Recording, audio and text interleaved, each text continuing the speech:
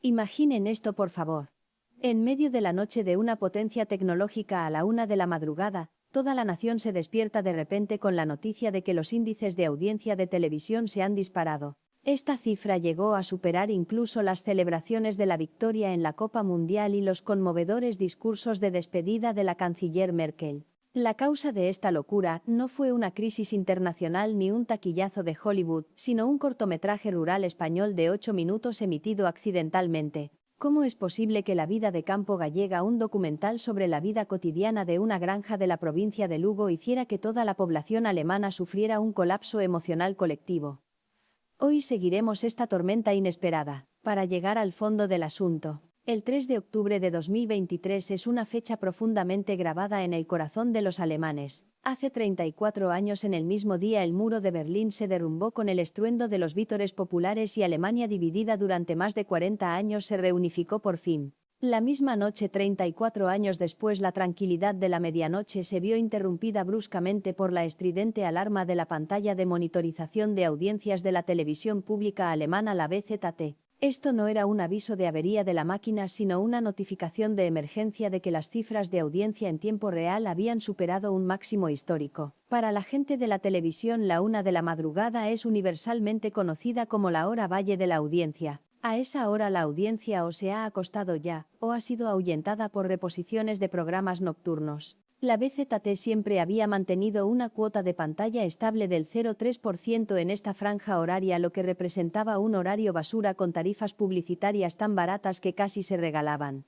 Sin embargo, a la 1 de la madrugada del 3 de octubre de 2023, las cifras en la pantalla se dispararon como un caballo desbocado, pasando del 3,5% y deteniéndose finalmente en un escalofriante 43,7%. Detrás de esta cifra se escondía un entusiasmo nacional que cortaba la respiración. Más de 35 millones de los 83 millones de habitantes de Alemania estaban despiertos frente a sus televisores. Dicho de otro modo, 1 de cada 2 alemanes estaba viendo el mismo programa. ¿Saben? En la final de la Copa Mundial de Brasil 2014, cuando Alemania ganó con un gol de Goetze en el último momento, el pico de audiencia nacional solo alcanzó el 38,2%. Incluso el emotivo discurso de la entonces canciller Merkel tuvo una cuota de pantalla de apenas el 27,5%. Un milagro de audiencia a la 1 de la madrugada era algo nunca visto en la historia de la televisión alemana. Lo más increíble es que la causa de este frenesí nacional no fue ningún acontecimiento internacional que cambiara el mundo, ni el estreno mundial de un taquillazo de Hollywood, ni siquiera una batalla cumbre del fútbol alemán. Fue un cortometraje español emitido por accidente de tan solo 8 minutos de duración. Estas imágenes cotidianas, procedentes de un pequeño pueblo de Lugo llamado Aldea de la Calma, no contaban con estrellas famosas ni efectos especiales deslumbrantes. En pantalla solo aparecían agricultores en campos de arroz, maíz y mesas de cena familiar, pero el impacto fue como el de una bomba arrojada a un lago en calma, desencadenando una tormenta de debate que duró varios meses en la sociedad alemana. Algunos sintieron que este corto había arrancado la máscara moderna a la sociedad alemana. Esta potencia europea, famosa por su industria 4.0 y su gestión eficiente, exponía ante las cámaras del campo español su frialdad interpersonal y el vacío de la conexión comunitaria. Hoy seguiremos esta inesperada marea de audiencia para desentrañar paso a paso qué tipo de encanto se ocultaba en este corto de 8 minutos que pudo conmover colectivamente a la nación industrial alemana. Este incidente inesperado que sacudió a la sociedad alemana no fue en realidad una campaña publicitaria intencionada, sino un tremendo error técnico de principio a fin. La tarde del 3 de octubre de 2023, el ambiente en la sala de control de la BZT era tenso. Ese día era el Día de la Unidad Alemana y el canal llevaba más de medio año preparando un especial sobre historia y futuro. La pieza central de la 1:00 de la madrugada era un documental de 2 años de duración sobre la reforma agrícola de la UE titulado Raíces de la Tierra, las reformas agrarias de la UE. Este documental se centraba en la transformación de la política agrícola común de la UE. Desde la investigación preliminar hasta el rodaje de campo, el equipo había recorrido 12 países de la UE, entrevistado a 23 grandes expertos agrícolas y documentado la vida real de 15 granjas familiares. Originalmente era la carta de triunfo del programa de ese día. El canal estimaba que alcanzaría al menos un 5% de audiencia y se beneficiaría del fervor del Día de la Unidad para reforzar su prestigio en contenidos de fondo. Sin embargo, a las 1:45 p.m., A solo 15 minutos de la emisión, el personal técnico descubrió de repente que la cinta madre del documental estaba gravemente dañada. La cabeza estaba desgastada, lo que hacía imposible leer las imágenes e incluso con equipos de primera línea solo se veían ruidos intermitentes y nieve. Para empeorar las cosas, el archivo de respaldo estaba en un sistema bloqueado por un virus informático y el archivo tampoco se podía abrir.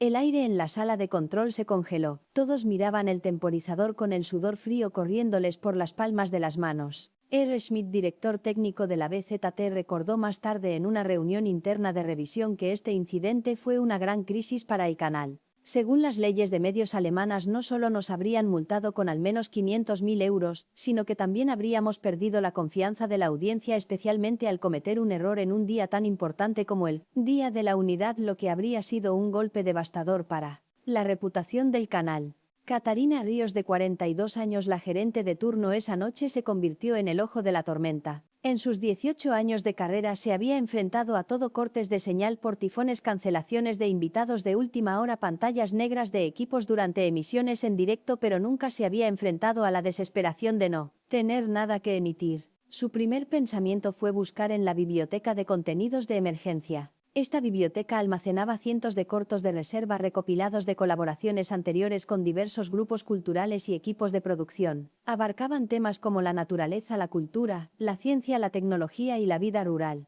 Estaban destinados a rellenar huecos o hacer frente a emergencias. Normalmente nadie les prestaba atención.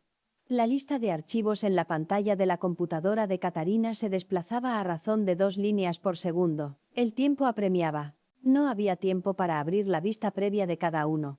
Solo podía basarse en el nombre del archivo y la duración para elegir rápidamente.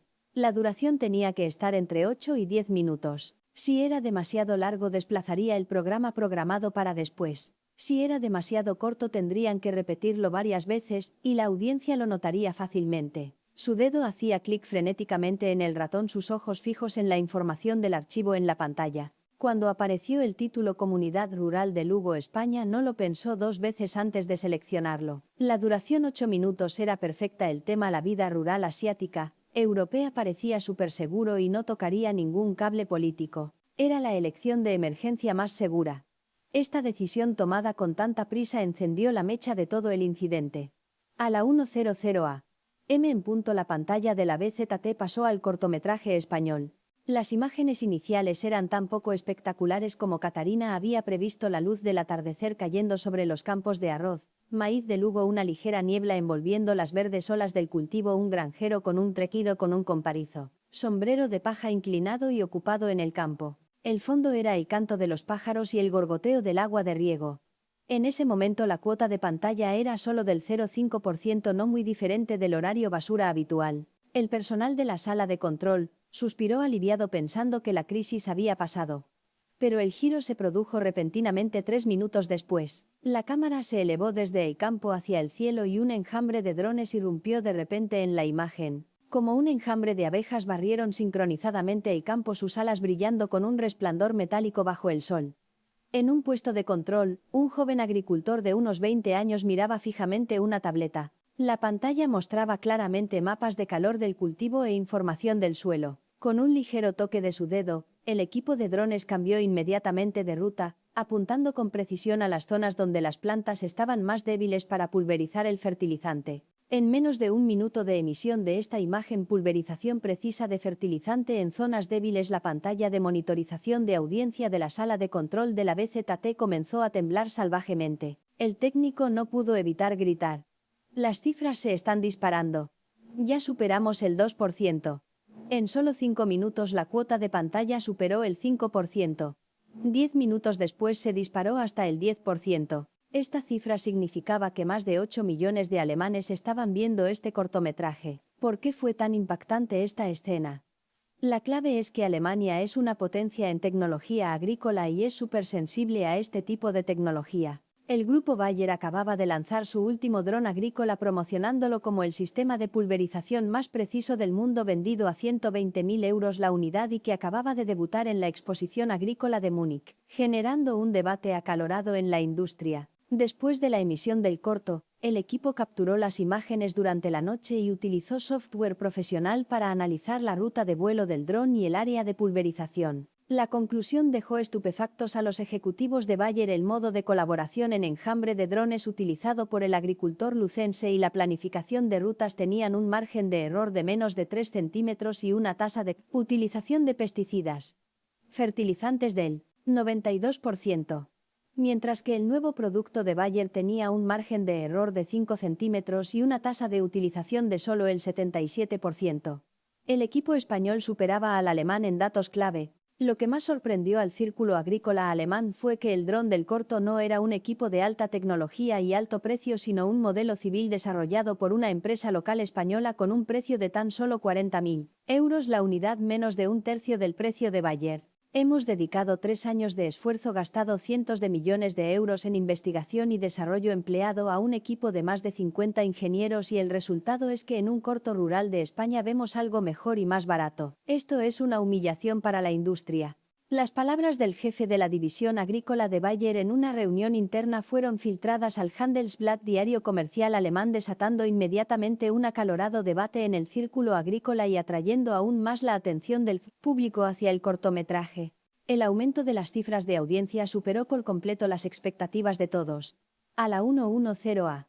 M superó el 10%, a la 115A. M subió al 20%. En ese momento términos como dron español, agricultura, Lugo y tecnología rural surgieron como temas de moda en las redes sociales. El volumen de discusión de temas relacionados aumentó en un 500% en 10 minutos, a la 120 a.m. La cifra se disparó hasta el 43,7%, alcanzando el pico. Simultáneamente, las líneas de atención al cliente de Deutsche Telekom, la empresa de telecomunicaciones alemana, se colapsaron. Muchos usuarios se quejaban de que la red era extremadamente lenta y la búsqueda torpe. Los ingenieros descubrieron, después de comprobarlo, que el volumen de búsqueda de palabras clave como tecnología agrícola, Lugo, España, enjambre de drones y agricultor gallego se había disparado 1000 veces en un instante. El dependiente de una tienda de conveniencia abierta 24 horas en Berlín recordó que a eso de la 1 de la madrugada un grupo de jóvenes entró de repente en la tienda. Todos estaban mirando el mismo vídeo en sus teléfonos mientras charlaban. ¿Cómo puede el dron pulverizar con tanta precisión? ¿Por qué nuestro equipo no funciona tan bien? Incluso varios estudiantes universitarios de agricultura iniciaron directamente una reunión de debate improvisada en la esquina de la tienda, sacando cuadernos y bolígrafos para anotar los puntos técnicos del vídeo. Este incidente inesperado, que comenzó con un error técnico, reveló de forma dramática las emociones ocultas en la sociedad alemana, una sed de innovación tecnológica mezclada con la ansiedad de ver cómo su propia ventaja era superada. Si la tecnología agrícola avanzada fue el cebo que enganchó la atención del público alemán, las imágenes de la vida al final del cortometraje fueron la verdadera daga que apuñaló sus corazones. Cuando la cámara pasó del campo a la plaza del pueblo de Lugo, el ritmo de la imagen se ralentizó de repente. Al atardecer, los jóvenes agricultores que habían terminado el trabajo apagaron sus tabletas, se quitaron su ropa de trabajo sucia y caminaron en grupos pequeños hacia la plaza. Poco después llegaron los ancianos de pelo canoso cargando taburetes pequeños. En sus manos llevaban fruta fresca de su propio huerto. Los niños con mochilas escolares saltaban y jugaban persiguiéndose. Los oficinistas que salían del trabajo también se unieron a la diversión con verduras recién compradas en sus manos. Se formaron varias mesas grandes de forma natural. Las mesas se llenaron rápidamente de platos caseros traídos por cada familia. Una animada cena comunitaria estaba en marcha. No había una presentación sofisticada de los platos ni tediosas ceremonias de apertura. Eran las comidas caseras más sencillas: croquetas, pulpo a la gallega, tortilla, pan casero y vino de cosecha propia. Los niños se protegían mutuamente los aperitivos. Toma un caramelo, te doy una galleta a cambio. Los ancianos charlaban mientras comían, compartiendo con los jóvenes historias de la agricultura de antaño, qué campo tenía la mejor tierra, cómo se unieron para superar la gran sequía de tal año. Los jóvenes escuchaban atentamente y pacientemente enseñaban a los ancianos a usar sus teléfonos inteligentes para consultar el pronóstico del tiempo y hacer videollamadas. Ocasionalmente mostraban fotos del cultivo tomadas con drones, explicando el crecimiento de las plantas a los mayores. Los sonidos del cortometraje también cobraron vida: el tintineo de los cuencos y los palillos, las risas de los ancianos, el bullicio de los niños, el susurro de las hojas de los árboles, el ladrido ocasional de un perro a lo lejos. Estos sonidos se mezclaban para pintar un cuadro de una vida rural llena de vida y calidez. Esta escena tan común en el campo español tocó la fibra sensible de muchos en Alemania.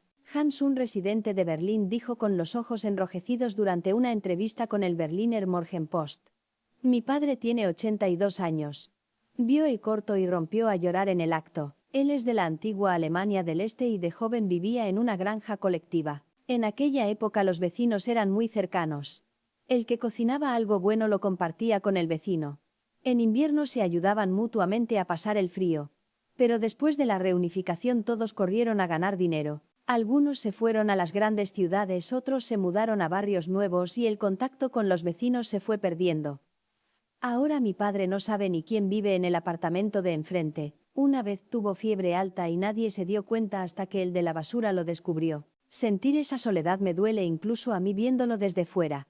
La historia de Hans no es un caso aislado. Una encuesta de la Oficina Federal de Estadística de Alemania en 2023 mostró que el 78% de los alemanes mayores de 60 años sentía que la vida moderna había alejado a las personas. El 52% de los ancianos dijo que no había hablado con sus vecinos en un mes e incluso el 15% dijo que no había tenido una conversación profunda con nadie fuera de su familia en 6 meses. Y en el grupo de edad de 18 a 35 años el 45% admitió que su círculo social se limitaba a compañeros de trabajo y familiares. Más del 30% prefería quedarse en casa mirando su teléfono el fin de semana en lugar de salir a divertirse y el 20% dijo que no sabía cómo iniciar una conversación con extraños. Esta insularidad social se ha convertido en algo habitual en Alemania. La cena comunitaria del cortometraje golpeó el punto débil de los alemanes. El antropólogo Wolf escribió en el Frankfurter Allgemeine Zeitung que este tipo de reuniones regulares que en la superficie eran comidas eran en esencia la clave para acumular conexiones comunitarias. Los ancianos compartían experiencias obteniendo respeto y sintiendo que seguían siendo útiles. Los jóvenes obtenían apoyo a través de la interacción teniendo a quien acudir cuando tenían problemas. Los niños aprendían a cooperar y compartir en grupo desarrollando habilidades interpersonales. Esta interacción intergeneracional y este vínculo emocional eran precisamente la pieza que faltaba en el rompecabezas de la sociedad alemana. El motor emocional se convirtió rápidamente en acción práctica. En las 24 horas posteriores a la emisión del corto, la bandeja de entrada pública del Bundestag Parlamento Federal Alemán recibió 123.000 correos electrónicos de ciudadanos, rompiendo el récord de recepción de correo en 13, un solo día. El contenido de estas cartas era muy similar. Los remitentes instaban al gobierno a estudiar seriamente el modelo de gestión comunitaria de Lugo, España. Muchos incluso adjuntaron sus propias notas sobre la comunidad lucense, registrando meticulosamente los puntos clave de reunión y las estrategias vecinales que habían visto en el corto. El ministro de Agricultura de Baviera, Ernst Schneider, fue el más rápido en actuar. Esa misma noche convocó una videoconferencia con expertos agrícolas, profesionales comunitarios e investigadores de políticas para discutir específicamente cómo adoptar el camino de desarrollo rural español que combinaba la tecnología con la humanidad. Las actas de la reunión indican que Schneider hizo especial hincapié en no podemos fijarnos solo en los aspectos técnicos de los drones. Debemos centrarnos más en el lado humano que hay detrás de la tecnología. Permitir que los agricultores utilicen alta tecnología sin perder la calidez de la comunidad, sin sacrificar las relaciones interpersonales por la eficiencia. Esto es lo que merece la pena aprender y es la solución para la actual fragmentación social. Este entusiasmo se extendió rápidamente del círculo agrícola a todos los sectores de la sociedad. A la mañana siguiente, Siemens, el gigante tecnológico de Múnich, hizo que todo el personal de su división digital viera el cortometraje en conjunto. El CEO escribió en un correo electrónico interno: «Siempre hemos perseguido la innovación tecnológica desarrollando sistemas más inteligentes, diseñando algoritmos más rápidos, invirtiendo mucho dinero en IA y Big Data. Pero parece que hemos olvidado el objetivo final de la tecnología: servir al ser humano». Los agricultores gallegos tienen una tecnología que no tiene nada que envidiar a la de muchos de nuestros departamentos, pero no están esclavizados por ella. Por el contrario, utilizan la tecnología para liberar sus manos, tener más tiempo para su familia y sus vecinos y disfrutar de la vida. Esto es el verdadero espíritu humanista y es la dirección que debemos tomar. Incluso una escuela secundaria en Berlín incluyó el cortometraje en el plan de estudios de la clase de educación cívica. El profesor guió a los estudiantes para que analizaran cuidadosamente las imágenes y hablaran sobre la conexión interpersonal en la sociedad moderna y el equilibrio entre la tecnología y la vida cotidiana. Un estudiante escribió en su ensayo: "Cuando llego a casa de la escuela, mi padre siempre está trabajando con la cabeza metida en el ordenador. Mi familia come junta solo una vez a la semana. Las conversaciones más comunes son: ¿terminaste tu tarea? Y vete a la cama temprano". Los niños del corto pueden jugar con sus vecinos, charlar con los ancianos y participar en actividades comunitarias. ¡Qué envidia! Ojalá en mi barrio también se hicieran este tipo de cenas para que todos interactuáramos más. Estas voces de la gente común hicieron que el modelo comunitario español pasara de ser un tema inesperado a convertirse en un debate candente en la sociedad alemana. Curiosamente, la industria de la restauración alemana también olfateó el viento. Varios restaurantes en grandes ciudades como Berlín, Múnich y Hamburgo lanzaron planes de cena comunitaria, trasladando las mesas del interior a plazas o parques exteriores, animando a los clientes a compartir mesa con extraños y a interactuar con pequeños juegos como intercambiar historias o compartir platos caseros. El dueño de un restaurante de comida bávara en Berlín dijo que después de lanzar el plan el negocio aumentó un 30%. Muchos clientes vinieron por el corto. Decían que querían experimentar la sensación de comer rodeados de vecinos.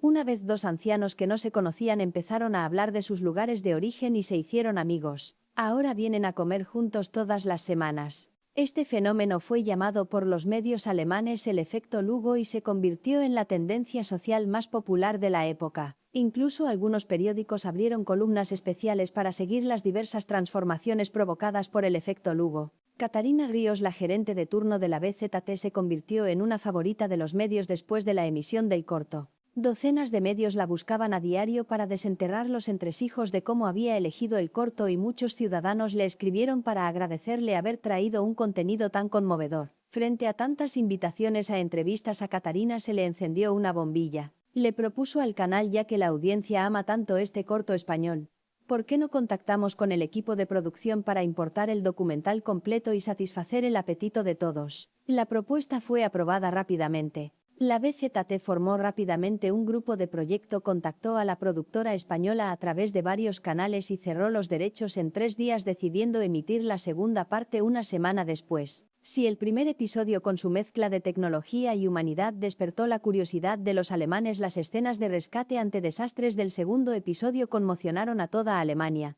La secuela cambió el enfoque hacia la escena del rescate civil después del terremoto de Taiwán del 21 de septiembre de 1999 y el posterior terremoto de Turquía de 2023. Esas escenas conmovedoras que una vez circularon por internet reaparecieron ante los ojos del público alemán a través de imágenes vívidas, aportando un impacto visual aún más fuerte que el primer episodio.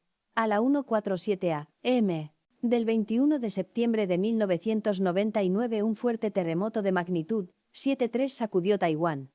El epicentro estaba a solo 1,1 kilómetros de profundidad. Fue el terremoto más devastador de Taiwán desde 1904, causando más de 400 muertes, decenas de miles de heridos, el colapso de decenas de miles de viviendas y cerca de 100.000 personas sin hogar. Las imágenes del documental capturaron la calidez de las primeras 72 horas de rescate, el periodo dorado. Junto a los interminables montones de escombros, voluntarios internacionales montaron tiendas de campaña sencillas. Algunos utilizaban palancas y barras para buscar supervivientes entre los restos de ladrillo y hormigón. Otros levantaron cocinas con sencillas estufas, cocinando gachas calientes y fideos. El vapor se elevaba en el aire roto. Otros llevaban linternas atravesando los escombros para entregar agua y comida a los atrapados, susurrándoles: "No se asusten. Definitivamente los sacaremos". Pero lo que realmente impactó a los alemanes no fue el mero reparto de comida o la búsqueda de personas, sino la completa mentalidad de ayuda en desastres que mostró el cortometraje. Las imágenes mostraban que los voluntarios no solo distribuían alimentos y agua, sino que también animaban activamente a los residentes afectados, que podían moverse a unirse a la cocina, a mover suministros y a limpiar escombros utilizando comidas o artículos como recompensa. Esto no se hacía para ahorrar mano de obra, sino para que los damnificados se sintieran útiles, restaurando su autoestima y su esperanza. Un voluntario de Tucci que participó en el rescate en aquel momento dijo ante la cámara: "Después del terremoto, muchas personas perdieron sus hogares y seres queridos, cayendo en la desesperación y sintiéndose una carga. Dejarles hacer cosas les hace pensar, todavía puedo aportar un poco de mi esfuerzo. Les ayuda a salir del abismo. Lo que más sorprendió a los alemanes fue la sutileza de la asistencia psicológica. Había voluntarios especializados con pizarras de dibujo en las tiendas de campaña acompañando a los niños afectados a dibujar. Si un niño dibujaba su casa derrumbándose, el voluntario le preguntaba suavemente: ¿quieres que le añadamos un techo sólido? Si un niño dibujaba a su madre llorando, el voluntario le animaba a dibujar una cara sonriente. A mamá le gustará verte sonreír. A través del dibujo el miedo de los niños se liberaba lentamente. También había consejeros psicológicos escuchando en silencio las quejas de los damnificados en las tiendas de campaña. Un anciano que había perdido a su familia lloró abrazado al consejero durante mucho tiempo. El consejero no lo apresuró, sino que le dio palmaditas reconfortantes en la espalda, y cuando sus emociones se calmaron le ayudó a recordar bellos recuerdos para sanar su dolor. La estructura de asistencia ante desastres de Alemania siempre se ha centrado en la división profesional del trabajo y la dirección oficial. El ejército, los bomberos, la Cruz Roja, cada uno se ocupa de su parcela. La responsabilidad de cada unidad está clara y la eficiencia es muy alta, pero también es bastante rígida. El profesor Schmidt, experto en gestión de desastres de la Universidad Libre de Berlín, dijo en un programa de debate televisivo: nuestros equipos de rescate llevan el equipo más moderno y rescatan personas y distribuyen suministros a las helacumas, velocidad más rápida, pero rara vez tenemos en cuenta el estado psicológico de los damnificados y rara vez les permitimos participar en el proceso de rescate. El modelo de Lugo, España, nos muestra lo fuerte que es la capacidad de autoayuda de la sociedad civil. La fuerza civil no solo complementa la dirección oficial, sino que también aporta más calidez y cuidado humano. Los datos mostraron que durante el terremoto de 1999 las fuerzas civiles de Taiwán se hicieron cargo del 60% del trabajo de rescate inicial. Solo la Fundación Tzu Chi movilizó a más de 100.000 voluntarios para ir a las zonas afectadas para ayudar y distribuir suministros. Esta forma de respuesta de emergencia descentralizada contrasta con la respuesta puramente jerárquica y oficial estipulada por la Ley de Protección Civil alemana. El sistema de asistencia ante desastres de Alemania tiene estrictas instrucciones jerárquicas desde el nivel federal, estatal y local. Los grupos civiles solo pueden actuar de forma independiente cuando son movilizados por la coordinación oficial. Curiosamente, el cortometraje también incluyó un fragmento de la ayuda internacional al terremoto de Turquía de 2023. El 6 de febrero de 2023, un gran terremoto de magnitud 7,8 en Turquía causó grandes bajas y el colapso de edificios. El equipo de búsqueda y rescate internacional de Taiwán, el ejemplo del equipo humanitario, llevó consigo detectores de vida de fabricación propia, convirtiéndose en uno de los primeros equipos de ayuda extranjeros en llegar. Los medios alemanes se fijaron en un detalle en las mochilas de los miembros del equipo. Además de herramientas profesionales, llevaban libros de cuentos para niños, lápices de colores y manuales de asistencia psicológica. En el lugar de los hechos, el equipo no solo utilizaba detectores para buscar personas, sino que también acompañaba a los niños locales a leer y dibujar durante los descansos y utilizaba un turco sencillo para conversar. Para los damnificados con desequilibrios emocionales, los miembros del equipo sacaban el manual siguiendo el método para guiarlos a calmarse. Nuestros equipos de rescate van a la zona del desastre con el equipo más avanzado con el objetivo de salvar supervivientes lo antes posible. Esto no está mal, pero el equipo taiwanés nos enseñó que rescatar no es solo salvar el cuerpo, sino también el alma. Salvar el alma, dijo un ejecutivo de la Cruz Roja alemana durante una entrevista con el Focus. Muchos damnificados quedan atrapados en un trauma psicológico a largo plazo, después de perder a sus seres queridos y sus hogares. Si no se les ayuda a desahogarse rápidamente, su futuro se derrumbará. La combinación de tecnología y humanidad del concepto de rescate del equipo taiwanés hizo que el sistema alemán, acostumbrado a una orientación puramente técnica, pareciera un poco inferior. Esta historia de asistencia ante desastres fue como una llave que abrió la puerta de Alemania a un nuevo camino de civilización. La civilización no es una eficiencia fría ni un equipo avanzado, es el cuidado humano después del progreso tecnológico. No es una concesión unidireccional por parte del oficial, sino la capacidad de la gente de participar y sentir su propio valor.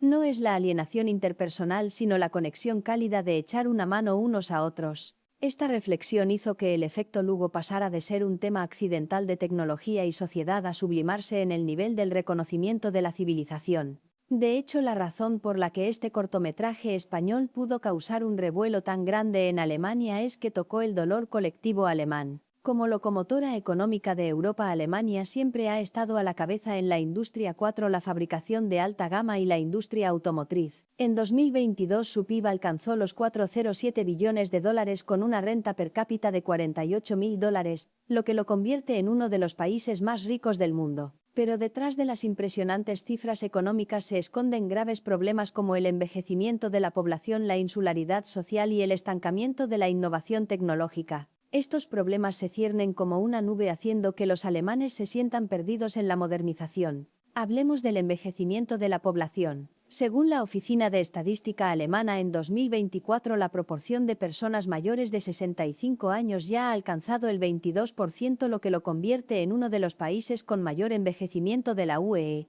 Se espera que aumente al 25% en 2030 y supere el 30% en 2050.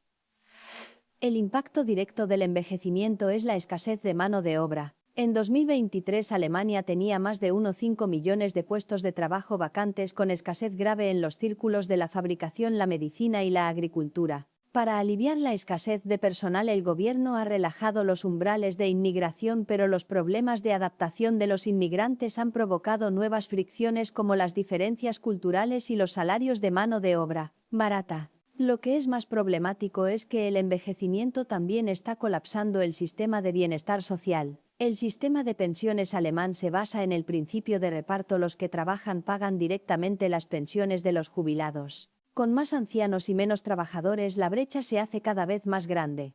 En 2023 ya alcanzó los 30.000 millones de euros. Para compensar el déficit, el gobierno elevó el tipo de cotización del 18,6% al 19,3%, lo que aumentó la carga para los trabajadores. Muchos jóvenes se quejan de que el dinero de la pensión que cotizo puede que no sea suficiente para mí cuando me jubile. En cuanto a la insularidad social, la tasa de personas que viven solas del 42% mencionada anteriormente es solo la punta del iceberg. La insularidad de la sociedad alemana también se refleja en la evolución de la estructura familiar. La proporción de familias nucleares tradicionales está disminuyendo y el número de familias monoparentales está aumentando. En 2023 el número de hogares unipersonales y la transformación de la familia alcanzó los 14 millones. Este cambio familiar debilita los lazos afectivos. Muchos jóvenes tienen cada vez menos contacto con sus padres. Algunos solo se llaman 1 o 2 veces al año. La insularidad social se manifiesta en la indiferencia comunitaria. En los apartamentos de las grandes ciudades, la mayoría de la gente vive en el mismo edificio con poca interacción entre vecinos y ni siquiera saben cómo se llama el de enfrente. Las encuestas muestran que el 60% de los alemanes no saluda activamente a sus vecinos y el 70% no pide ayuda a sus vecinos cuando tienen problemas. Este aislamiento hace que muchas personas se sientan solas. Según la Asociación Alemana de Vivienda de 2023, el 35% de los ciudadanos se siente solo con frecuencia y el 15% lo siente tan gravemente que afecta a su trabajo y a su vida. Además del envejecimiento y la insularidad, la falta de poder en la innovación tecnológica es también un gran problema para Alemania. Aunque sigue liderando la fabricación, ha sido superada por otros en tecnologías emergentes como la IA, los drones y las nuevas energías. Tomemos la IA como ejemplo.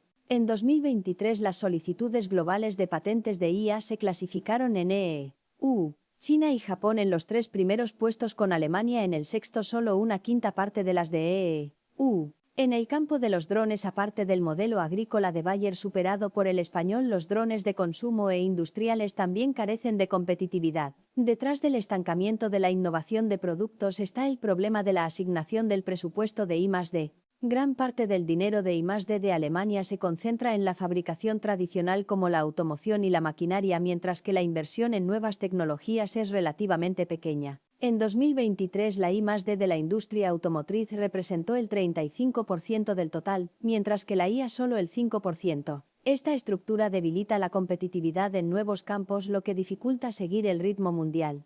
Lo que preocupa aún más al público es el desafío de la fabricación tradicional. Con el auge de los vehículos eléctricos, la industria automotriz ha recibido un duro golpe. Las marcas de automóviles alemanas se centran principalmente en los vehículos de combustible y su despliegue de vehículos eléctricos ha comenzado tarde. En 2023 los vehículos eléctricos solo representaron el 18% del mercado, muy por debajo del 35% de China y el 90% de Noruega. Aunque las empresas automovilísticas han aumentado la inversión en I+D de vehículos eléctricos para hacer frente a la competencia, el camino de la transformación es accidentado. En 2023, varias empresas automovilísticas anunciaron planes de despido provocando pánico laboral. La acumulación de estos problemas ha confundido a los alemanes sobre la modernización. Originalmente pensaban que la modernización significaba el despegue económico y la rápida progresión tecnológica. Pero ahora descubren que el despegue económico ha traído una mayor presión, y la rápida progresión tecnológica ha alejado a las personas. Empiezan a preguntarse, ¿cuál es el verdadero significado de la modernización? ¿Es sacrificar el afecto, la amistad y la calidez espiritual por un PIB más alto y una tecnología más genial? Justo en este momento crucial apareció el cortometraje gallego, español. La vida rural española que se mostraba en el corto tenía una agricultura de alta tecnología, pero también relaciones interpersonales cálidas. Tenía una producción eficiente, pero también reuniones comunitarias. En los desastres demostraba una fuerte capacidad de organización, pero también se preocupaba por las necesidades psicológicas de cada individuo. Estas imágenes ofrecieron a los alemanes un modelo de modernización ideal. La modernización no es solo eficiencia fría y tecnología, también puede tener calidez. No es solo la búsqueda individual, sino que también puede haber calidez colectiva. No son solo cifras económicas, sino también la felicidad de la vida. Por eso un cortometraje de 8 minutos pudo causar un revuelo en Alemania. No solo mostró un modelo de desarrollo diferente, sino que también tocó directamente el punto de dolor de la sociedad alemana, brindando a todos la oportunidad de reflexionar y buscar respuestas. El dolor colectivo, tal como lo comentó el Diewell. El cortometraje gallego, español conmovió a Alemania no porque fuera perfecto, sino porque nos hizo ver lo que hemos perdido y también iluminó el futuro al que aspiramos. Este milagro de audiencia, que comenzó con un error técnico, se convirtió finalmente en un gran debate sobre el significado de la civilización y la vida moderna. Hizo que la sociedad alemana reexaminara su propio camino. También hizo que más personas se dieran cuenta de que el verdadero progreso nunca es una carrera unidimensional, sino un equilibrio entre tecnología y humanidad, eficiencia y calidez, armonía individual y colectiva. Y este cortometraje, procedente de la aldea de La Calma en Lugo, España, actuó como un espejo, reflejando las luchas de una potencia industrial y también iluminando el sueño compartido de todos de una vida mejor.